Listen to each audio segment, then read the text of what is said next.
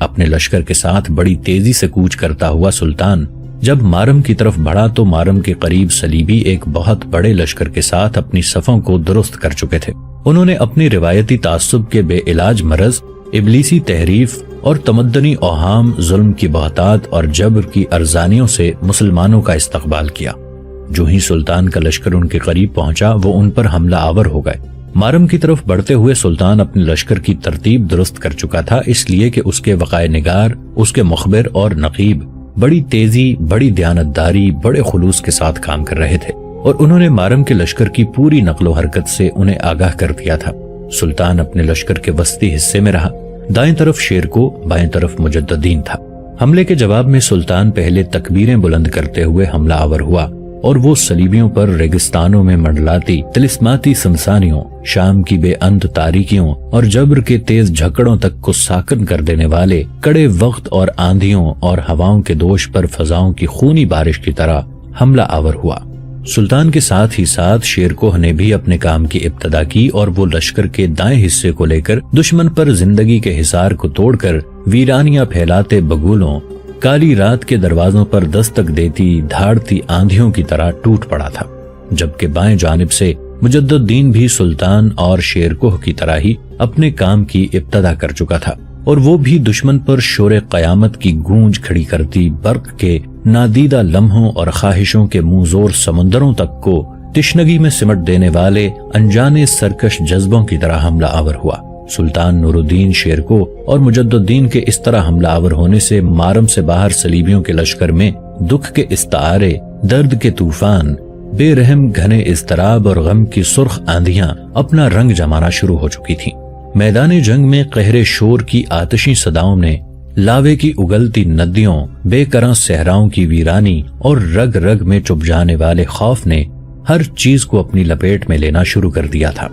سلطان نور الدین زنگی، شیرکوہ اور مجددین کے علاوہ شمس الدین خلتخ، نجم الدین، فخر الدین مسعود اور اسامہ بن مرشد نے کارہائے نمایاں سر انجام دیے۔ اسامہ بن مرشد سے متعلق مورخین لکھتے ہیں کہ یہ شیزر شہر کا رہنے والا تھا اور وہاں کے حکمران خاندان بنو منقد سے تعلق رکھتا تھا اور پہلی صلیبی جنگوں کے سورماؤں میں سے ایک تھا۔ مورخین یہ بھی لکھتے ہیں کہ اس کی ایک خود نوشت داستان بھی ہے جو 1884 عیسوی میں چھپ چکی ہے اور اس کتاب کا نام الاعتبار ہے۔ خیر، مارم کے صلیبیوں کو بدترین شکست ہوئی اور وہ بھاگ کر مارم کے اندر محصور ہو گئے، لیکن اس بار لگتا تھا کہ سلطان انہیں سبق سکھائے بغیر نہیں جانا چاہتا تھا، لہٰذا سلطان نے مارم کا محاصرہ کر لیا۔ اپنے لشکر کے اس نے کئی حصے کیے، ایک حصہ اپنے پاس رکھا، دوسرا شیرکوہ، تیسرا مجددین، چوتھا شمس الدین، پانچواں خطاب، چھٹا فخر الدین مسعود، ساتواں اسامہ بن مرشد اور آٹھواں نجم الدین کی کمانداریوں میں دیتے ہوئے سلطان نے ان چھوٹے چھوٹے حصوں کے ذریعے مارم شہر کا پوری طرح محاصرہ کر لیا۔ اس طرح مارم کے چاروں طرف سے مختلف سپہ سالاروں کی کمانداری میں سلطان نے حملہ آور ہونے کا حکم دے دیا۔ یہ حکم ملتے ہی مارم کی فصیل پر چاروں طرف سے ایک خونی انقلاب اٹھ کھڑا ہوا۔ تابڑ توڑ حملے شروع ہو چکے تھے۔ مارم اور صلیبیوں نے یہ اندازہ لگا لیا تھا کہ وہ ان حملوں کا مقابلہ نہیں کر سکیں گے۔ ساتھ ہی وہ یہ بھی سوچنے لگے کہ اگر انہوں نے فصیل کے ایک حصے کا بھرپور دفاع کیا تو مسلمانوں کے لشکری جو فصیل کے چاروں طرف پھیلے ہوئے ہیں کسی ایسے حصے سے فصیل پر چڑھنے میں کامیاب ہو جائیں گے جہاں صلیبیوں کی تعداد کم ہوگی اور جہاں ان میں کمزوری کے آثار ہوں گے۔ یہ صورتحال ان کے لیے بڑی اضطراب انگیز تھی، لہٰذا انہوں نے صلاح مشورہ کرنے کے بعد صدمے کی طرف صلح کا پیغام بھجوایا۔ صلح کا پیغام آنے کے بعد صد خان نے اپنے لشکر کو سمیٹ دیا اور ایک طرف پڑاؤ ڈال لیا۔ پھر صلح کی گفت و شنید ہوئی۔ مارم کے صلیبیوں نے اپنی شکست کو تسلیم کیا اور 50,000 دینار سرخ تاوان جنگ دینے قبول کیے۔ اس طرح مارم کے صلیبیوں کو بدترین شکست دینے اور ان سے تاوان جنگ وصول کرنے کے بعد سلطان اپنے لشکر کے ساتھ حلب کی طرف کوچ کر گیا تھا۔ ابلیس کا نصرانی حکمران کونٹ ایمنڈ ایک روز اپنے قصر میں بیٹھا ہوا تھا کہ اس کے چوبدار نے ایک شخص کو اس کے سامنے پیش کیا۔ اس شخص نے جھک کر ایمنڈ کو تعظیم دی۔ اس کمرے میں بیٹھے ایمنڈ کے امائے دین پر ایک گہری نگاہ ڈالی، پھر وہ ایمنڈ کی طرف دیکھنے لگا۔ کچھ کہنا چاہتا تھا کہ ایمنڈ نے اسے مخاطب کرنے میں پہل کی۔ مجھے بتایا گیا ہے کہ ہم مسلمانوں کے علاقوں میں اپنے حواریوں کے متعلق پوری آگاہی رکھتے ہو۔ تمہیں یہاں بلانے کا مقصد تم سے کچھ اطلاعات حاصل کرنا ہے۔ تم دیکھ رہے ہو کہ کئی برس سے نصرانی دنیا کو مسلمانوں کے سلطان نور الدین زنگی کے ہاتھوں شکستوں کا سامنا کرنا پڑ رہا ہے۔ اس سلسلے میں نصرانی دنیا کی شکستوں کا داغ دھونا چاہتا ہوں۔ میں نے مسلمانوں کے سلطان کے خلاف جنگ کی تیاری شروع کر رکھی ہے۔ جو ہی اپنی عسکری تیاریوں کی تکمیل کر لوں گا، میں خم ٹھونک کر نور الدین کے سامنے آؤں گا، اور مجھے امید ہے کہ میں اسے ذلت آمیز شکست دینے میں کامیاب ہو جاؤں گا۔ میں تم سے یہ اطلاعات حاصل کرنا چاہتا ہوں کہ عیسائی دنیا کے خلاف نور الدین زنگی کی ان لگاتار فتوحات کا راز کیا ہے؟ اس کی سلطنت کے کئی لوگ اسے کیوں بے پناہ محبت کرتے ہیں؟ اپنی زندگی کا بیشتر حصہ اس نے جنگوں میں اپنے مرکزی شہر سے باہر گزارا ہے، پھر کیوں اس کے خلاف نصرانی دنیا کی طرح بغاوتیں نہیں ہوتی؟ یہاں تک کہنے کے بعد ایمنڈ جب خاموش ہوا تو آنے والے کے چہرے پر ہلکی سی مسکراہٹ نمودار ہوئی۔ پھر وہ ایمنڈ کی طرف دیکھتے ہوئے کہنے لگا، کونٹ، اگر میں جان کی امان پاؤں تو یہ کہوں کہ جو کچھ آپ مجھ سے پوچھ رہے ہیں اسے میں دروغ گوئی کی بنیاد بنا کر بیان کروں گا، یا جو کچھ میں نے دیکھا ہے اسے حقیقت اور سچ پر رہتے ہوئے کہوں۔ ایمنڈ مسکرایا اور کہنے لگا، دیکھو، میں تمہارے منہ سے سچائی سننا چاہتا ہوں، اور اس کی روشنی میں مسلمانوں کے خلاف اپنی جنگی تیاریوں کو آخری شکل دینا چاہتا ہوں۔ مسلمانوں کے سلطان میں جو اچھی بات ہے اسے بھی بیان کرو، اس میں جو خامیاں ہیں اسے بھی کہو۔ اگر تم اس کی اچھی بات کہو گے تو میں ناراض نہیں ہوں گا۔ فکر مند نہ ہو، بس جھوٹ مت بولنا، دروغ گوئی سے کام مت لینا، سچ کہو، میں تمہارے منہ سے سچ ہی سننا پسند کروں گا۔ اس پر وہ شخص ایمنڈ کو مخاطب کرتے ہوئے کہہ رہا تھا، عظیم بادشاہ، مسلمانوں کے سلطان کی کامیابی کی سب سے بڑی اور پہلی وجہ اس کا عدل و انصاف ہے، جس کی بنا پر وہ اپنی رعایا میں بڑا مقبول ہے۔ لوگ اسے ملک العادل کہہ کر مخاطب کرتے ہیں۔ انصاف کرتے وقت وہ کسی قسم کی رعایت اور جانبداری کی گنجائش نہیں رہنے دیتا۔ اس کا وسیع نظام عدل اتنا ہماگیر اور مؤثر اور بہترین ہے کہ ظالم، خواہ وہ کتنی ہی اونچی حیثیت کا مالک کیوں نہ ہو، وہ سزا سے بچ نہیں سکتا۔ اس نے انصاف کے لیے باقاعدہ ایک محکمہ بنا رکھا ہے جس کا نام دارالکشف ہے۔ اس دارالکشف کے تحت مختلف شہروں میں چھوٹی چھوٹی عدالتیں بھی ہیں۔ اس دارالکشف میں مسلمانوں کا سلطان ہفتے میں 2 بار اجلاس کرتا ہے۔ اس اجلاس کی صدارت بھی خود ہی کرتا ہے، ساتھ سنتا ہے اور خود ہی فیصلہ صادر کرتا ہے۔ اس کے فیصلے ایسے عادلانہ اور منصفانہ ہوتے ہیں کہ ان فیصلوں کے کسی بھی پہلو پر انگلی رکھنے کی گنجائش نہیں رہتی۔ اس کے اس دارالکشف میں کچھ مقدمات برائے ڈاک بھی دیے جاتے ہیں، اور کچھ ماتحت عدالتوں کے فیصلے بھی اس کے پاس پہنچتے ہیں۔ اس کے ملک کے چپے چپے میں چھوٹی عدالتوں کا جال بچھا ہوا ہے۔ ان کے سربراہ اعلیٰ صلاحیتیں رکھنے والے اور انتہائی پرہیزگار قاضی ہوتے ہیں، جن کا تقرر مسلمانوں کا سلطان خود کرتا ہے۔ مسلمانوں کا سلطان عدل اور انصاف کے معاملے میں اگر کسی قاضی میں کمی اور کوتاہی پاتا ہے تو اسے اپنے سامنے طلب کرتا ہے اور نہایت سختی سے محاسبہ کرتا ہے۔ سلطان سفر میں ہو یا حضر میں، اس دارالکشف کے اجلاس پابندی سے کرتا ہے۔ عدل و انصاف کے معاملے میں سلطان کسی بڑی سے بڑی شخصیت سے مطلق رو رعایت نہیں کرتا، حتیٰ کہ اپنے قانون عدل سے اس نے اپنی ذات کو بھی مستثنا نہیں رکھا ہوا۔ اگر کبھی کوئی ایسا موقع پیش آتا ہے جس میں اس کی حیثیت مقدمے کے ایک فریق کی سی ہوتی ہے تو یہ ایک عام آدمی کی طرح قاضی کی عدالت میں پیش ہو جاتا ہے اور اپنے ساتھ کسی قسم کے امتیازی سلوک کی قطعاً امید نہیں رکھتا اور نہ ہی اجازت دیتا ہے۔ مسلمانوں کے سلطان کے دارالکشف کے دروازے پر کوئی دربان، کوئی چوبدار نہیں ہوتا۔ ہر شخص بلا روک ٹوک انصاف کے حصول کے لیے اس تک پہنچ سکتا ہے، اپنی فریاد براہ راست اس تک پیش کر کے انصاف کا طالب ہو سکتا ہے۔ اے بادشاہ، مسلمانوں کے سلطان کی ہمارے خلاف کامیابی کی پہلی وجہ یہ ہے کہ وہ انصاف پسند ہے۔ اس کی دوسری وجہ اس کی شجاعت اور مردانگی ہے۔ مسلمانوں کا سلطان اپنے دور کے انتہائی جرت مند اور دلیر انسانوں میں شمار کیا جاتا ہے۔ اس کی بے مثال شجاعت، ہمت اور جرت کا یہ عالم ہے کہ ہر میدان رزم میں وہ اگلی صفوں میں ہوتا ہے اور کوئی بڑے سے بڑا خطرہ بھی اس کے عزم کو تبدیل نہیں کر سکتا۔ اس کے علاوہ سلطان کی کامیابی کی تیسری وجہ اس کی شرافت ہے۔ وہ ایک انتہائی شریف النفس انسان ہے۔ وہ ابھی اپنے لشکریوں کو وحشیانہ لوٹ مار کرنے کی ہرگز اجازت نہیں دیتا۔ دشمن کو تکلیف اور غم کے عالم میں دیکھتا ہے تو اپنا حملہ ملتوی کر دیتا ہے۔ ابھی چند دن پہلے کی ہی بات ہے، یروشلم کا بادشاہ بیلڈوین مر گیا تو مسلمانوں کے سلطان کو مشورہ دیا گیا کہ یہ بہترین موقع ہے کہ فلسطین پر قبضہ کر سکتا ہے، لیکن اس شریف النفس سلطان نے جواب دیا کہ ہمیں ان لوگوں کے حقیقی غم پر رحم کھانا چاہیے۔ ان کے نزدیک وہ ایک اچھا بادشاہ تھا، لہٰذا ہمیں زیب نہیں دیتا کہ وہ جس وقت سوگ منا رہے ہوں ہم ان پر حملہ آور ہوں۔ وہ شخص کچھ دیر رکا اور پھر اپنا سلسلہ جاری رکھتے ہوئے کہہ رہا تھا، اے بادشاہ، مسلمانوں کے سلطان کی کامیابیوں کی ایک وجہ اس کی قناعت بھی ہے۔ وہ کوشش کرتا ہے کہ اپنے خرچ کے لیے بیت المال سے کچھ نہ لے، بلکہ جنگوں کے دوران مال غنیمت میں سے اسے جو حصہ ملتا ہے اس پر گزر بسر کرتا ہے۔ وہ مال غنیمت کے حصے سے ہی اپنے خاندان کی ضرورتیں پوری کرتا ہے۔ میں نے سن رکھا ہے کہ اس کی ذاتی جائیدادیں ہومس شہر میں صرف 3 دکانیں ہیں جو اس نے کچھ دکانداروں کو کرائے پر دے رکھی ہیں، اور اسی آمدنی سے وہ گزر بسر کرتا ہے، اور وہ یہ رقم اپنی بیوی کو دے دیتا ہے، اور وہ نیک خاتون اس قلیل رقم میں بڑی مشکل سے گھر کا خرچہ چلاتی ہے۔ زندگی میں سلطان نے ایک ہی شادی کی ہے، اس سے ایک بیٹا ہے اور ایک بیٹی ہے۔ میں نے سنا ہے کہ اس کی بیوی نے ایک دفعہ اس سے شکایت کی کہ آپ جو کچھ مجھے گھر کے خرچے کے لیے دیتے ہیں اس سے گھر کا خرچہ مشکل سے پورا ہوتا ہے، اس لیے میرے خرچے میں کچھ اضافہ کر دیا جائے۔ اے بادشاہ، جانتے ہو اپنی بیوی کے اس مطالبے پر مسلمانوں کے سلطان نے کیا جواب دیا تھا؟ اس نے کہا تھا، میرے پاس ہومس کی 3 دکانوں کی آمدنی کے سوا کچھ بھی نہیں ہے، تم کو اسی آمدنی پر گزر اوقات کرنا ہوگی۔ خدا کی قسم، میں تمہاری خاطر اپنے پیٹ کو دوزخ کی آگ سے نہیں بھروں گا۔ اگر تمہارا یہ خیال ہے کہ میرے قبضے میں بڑے بڑے ملک اور ان کے خزانے ہیں تو سمجھو کہ یہ سب کچھ مسلمانوں کا ہے، میں تو صرف ان کا خزانچی ہوں۔ مجھے ہرگز یہ اختیار نہیں کہ حکومت کے خزانوں کو اپنی ذات اور اپنے اہل و عیال کے لیے خرچ کروں، یہ تو دشمنوں کے خلاف جہاد اور مسلمانوں کی بہبود کے لیے وقف ہے۔ ہومس کی 3 دکانیں میں تمہیں دیتا ہوں، تمہیں اختیار دیتا ہوں کہ خواہ انہیں فروخت کر ڈالو یا ان کا کرایہ وصول کرتی رہو۔ سنا ہے کہ سلطان نور الدین زنگی کی بیوی بھی ایسی باخدا خاتون ہے کہ وہ سلطان کا جواب سن کر خاموش ہو گئی، اور پھر کبھی بھی اس نے اپنا خرچہ بڑھانے کا مطالبہ نہیں کیا۔ اے بادشاہ، مسلمانوں کے اس سلطان کی کامیابی کی ایک بڑی وجہ اس کی سادگی ہے۔ مسلمانوں کا سلطان ایک درویش صفت انسان ہے، تکلفات سے اجتناب کرتا ہے اور شاہانہ کر و فر اور دوسرے ہر قسم کے تکلفات سے کلی اجتناب کرتا ہے۔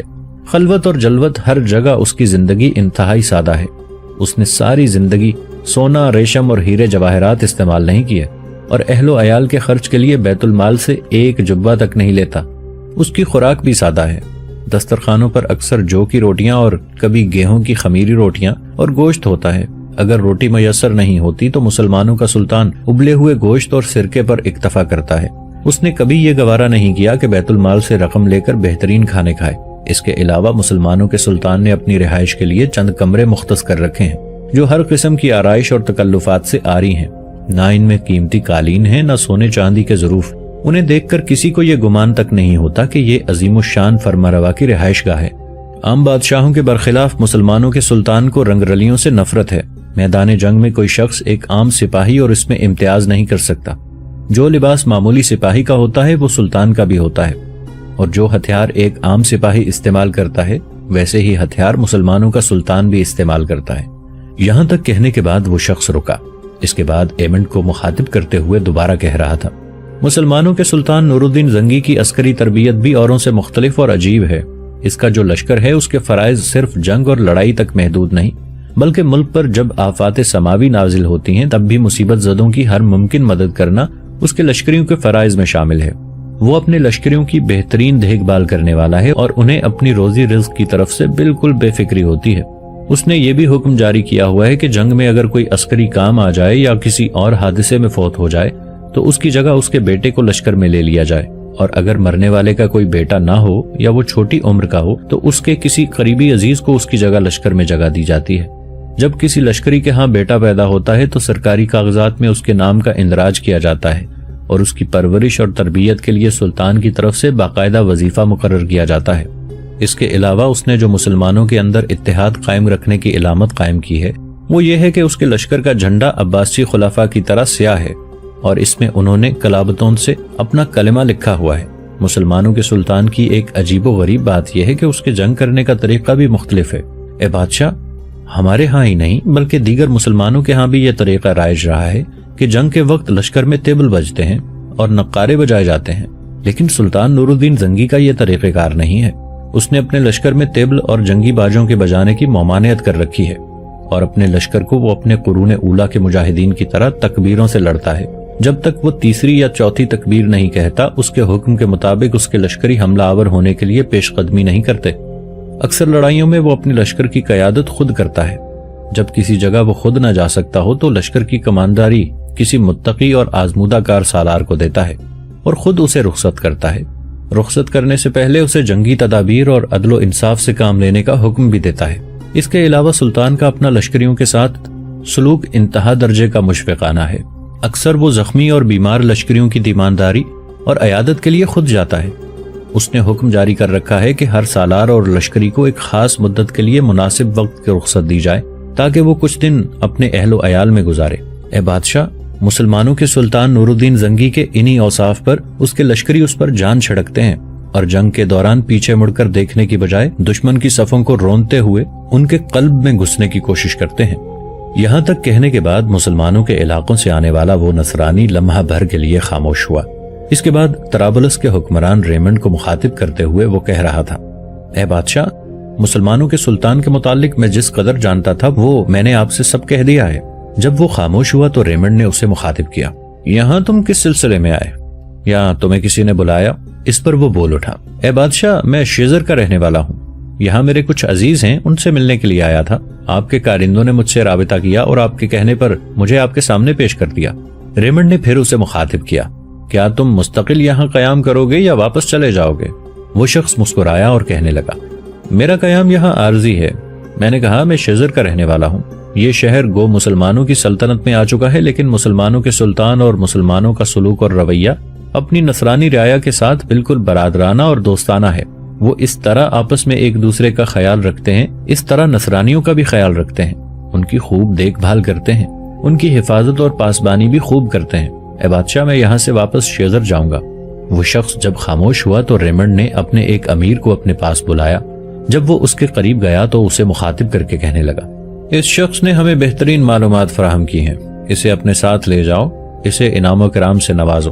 اس کے ساتھ پہلے وہ امیر حرکت میں آیا اور اس شخص کو کمرے سے باہر لے گیا۔ اس کے جانے کے بعد ریمنڈ نے اپنے امرائے سلطنت پر ایک نگاہ ڈالی۔ اس کے بعد انہیں مخاطب کرتے ہوئے وہ کہہ رہا تھا، شیزر کے اس شخص نے جو معلومات فراہم کی ہیں وہ مسلمانوں کے سلطان کی سیرت کی عادت کی عکاسی کرتی ہیں، لیکن ہم نے طے کر رکھا ہے کہ ہر صورت میں نور الدین کو شکست دے کر اس سے وہ علاقے واپس لینے ہیں جو علاقے اس نے نصرانیوں سے چھینے ہیں۔ میں اس سلسلے میں 2 قدم اٹھا رہا ہوں، ان سے متعلق تم لوگوں سے مشورے کرتا ہوں، دیکھتا ہوں تم لوگ کیا کہتے ہو۔ میرا پہلا منصوبہ یہ ہے کہ ایک بار پوری طاقت اور قوت سے نور الدین سے ٹکرایا جائے۔ اس سلسلے میں اپنی جنگی تیاریوں میں مصروف ہوں، لشکر کی تعداد بڑھا رہا ہوں اور لشکریوں کی تربیت بھی یورپ سے آنے والے بہترین صلیبی رضاکار کر رہے ہیں۔ اس تربیت کی تکمیل میں ہمیں چند ماہ لگ جائیں گے۔ اس کے بعد میں نور الدین کے خلاف حرکت میں آؤں گا اور مجھے امید ہے کہ ہم نور الدین کو پسپا ضرور کریں گے۔ یہ میرا پہلا لاہ عمل ہے۔ میرا دوسرا لاہ عمل یہ ہے کہ میں آج ہی کچھ قاصد یروشلم کے نئے بادشاہ آموری یعنی بالڈون چہارم کی طرف روانہ کر رہا ہوں، اور اسے میں مشورہ دوں گا کہ وہ اپنی سلطنت کے اندر چند انتہا درجے کی خوبصورت لڑکیوں کا انتخاب کرے اور ان لڑکیوں کو جاسوسی اور مسلمانوں کے اندر انتشار برپا کرنے کی باقاعدہ تربیت دے کر انہیں مصر کی طرف روانہ کرے۔ میرے عزیزو، اس وقت مسلمانوں میں 3 قوتیں ہیں۔ ایک عباسی خلافت جو طاقت اور قوت میں نہ ہونے کے برابر ہے، اس لیے کہ یہ خلافت نور الدین زنگی کے دم خم پر قائم ہے۔ دوسری بڑی اور نمایاں قوت سلطان نور الدین زنگی کی ہے۔ تیسری قوت مصر میں خلفاء کی ہے جن کے عباسیوں اور نور الدین زنگی سے خاصے اختلافات ہیں۔ جن لڑکیوں کا انتخاب کیا جائے گا اس سلسلے میں بالڈون چہارم کو یہ بھی مشورہ دوں گا کہ ان لڑکیوں کے ذمے جہاں مصر میں جاسوسی کا کام کرنا ہے وہاں وہ مصری سالاروں اور عام عہدیداران سے تعلقات پیدا کریں، انہیں اپنے سانچوں میں ڈالیں اور کوشش کریں کہ مصری خلفاء اور سلطان نور الدین زنگی کے درمیان بد اعتمادی، دشمنی اور عداوت کی خلیج قائم کرنے میں کامیاب ہو جائیں۔ اس سے ہمیں یہ فائدہ ہوگا کہ مصری خلفاء اور نور الدین زنگی کے درمیان بد اعتمادیاں بڑھیں گی، ایک دوسرے پر شبہات کا اظہار کیا جائے گا تو یہ ایک دوسرے سے ٹکرانے کی کوشش کریں گے۔ ساتھ ہی یہ بھی کیا جائے گا کہ معروف امراء کو ہم اپنی طرف مائل کرنے کی کوشش کریں گے، اور اگر وہ ہماری طرف مائل ہو جاتے ہیں تو ہم نور الدین زنگی کے خلاف ان کی مدد کریں گے، پھر انہیں نور الدین کے خلاف جنگ پر ابھاریں گے۔ اگر ہم ایسا کرنے میں کامیاب ہو گئے تو یاد رکھنا، نور الدین ہمارے سامنے چند دن بھی نہیں ٹھہر سکے گا۔ ریمنڈ کے امراء نے اس کی ان دونوں تجاویز سے اتفاق کیا۔ اس پر ریمنڈ خوش ہو گیا، پھر اس نے وہ اجلاس ختم کر دیا۔ ایک روز خلتخ اور شمس الدین دونوں مغرب کی نماز ادا کرنے کے بعد حویلی میں داخل ہوئے اور انہوں نے سیدھا استبل کا رخ کیا۔ وہاں بندھے سارے گھوڑوں کے چارے کا جائزہ لیا، انہیں پانی پلایا۔ پھر جب وہ دونوں استبل سے باہر نکل رہے تھے تو سامنے کی طرف مرسینہ ان کے سامنے آئی اور کسی قدر فکر مندی میں انہیں مخاطب کر کے کہنے لگی، آپ دونوں بھائی آئے ہیں، امیر آپ کے ساتھ نماز پڑھ کر نہیں آئے؟ اس پر خلتخ بولا اور کہنے لگا، مرسینہ میری بہن، میں جانتا ہوں امیر کے اس طرح نہ آنے سے تم پریشان اور فکر مند ہو جاتی ہو، بہرحال ایسی کوئی بات نہیں، مطمئن رہو، بھائی نے ہمارے ساتھ ہی نماز ادا کی ہے، پھر سلطان انہیں اپنے ساتھ لے گئے ہیں۔ شاید وہ بھائی اور شیرکو سے کچھ اہم امور پر صلاح مشورہ کرنا چاہتے ہیں۔ میرے خیال میں تھوڑی دیر تک آ جاتے ہیں۔ انہوں نے ہمیں یہ بھی کہلا بھیجا ہے کہ اگر دیر ہو جائے تو سب لوگ کھانا کھا لیں۔